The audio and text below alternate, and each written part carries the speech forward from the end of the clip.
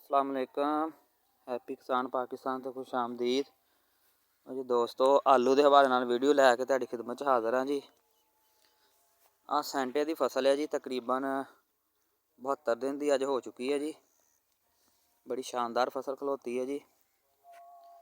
लो जी, जिस तरह तुसीं जानते हो कि पटाई आलूआं की जिहड़ी है वो कच्ची पटाई जिहड़ी है वो तो जारी है, और तकरीबन 15-20 दिन तो बाद जिहड़ी पक्की पटाई भी मुख्तलिफ इलाकों जिहड़ी शुरू हो जानी है।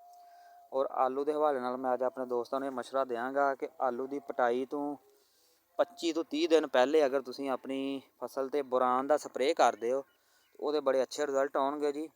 अगर बोरान का तुसीं स्प्रे करते हो, बोरान जिहड़ा है वो तुहाडी वल की ग्रोथ नूं रोक के नीचे फल वल लैके जाएगा और फल दे विच इजाफा करेगा।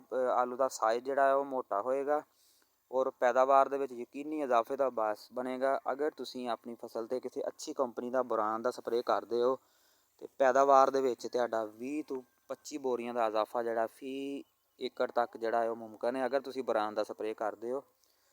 दोस्तों, बोरान के हवाले नाल आलू के हवाले नाल वीडियो सी अज तुहाडी खिदमत च पेश की है। अगर अच्छी लगे उन्होंने लाइक कर देना, दोस्तों शेयर कर देना, और जो दोस्तों ने हजे तक हैप्पी किसान पाकिस्तान सबसक्राइब नहीं किया वो हैप्पी किसान पाकिस्तान सबसक्राइब कर लो, बैल आइकन दबा लो, ताकि मुख्तलिफ फसलों के रेटों के हवाले नाल मुख्तलिफ फसलों के हवाले नाल वीडियोज़ तुहानूं देखने को मिलदियां रहन।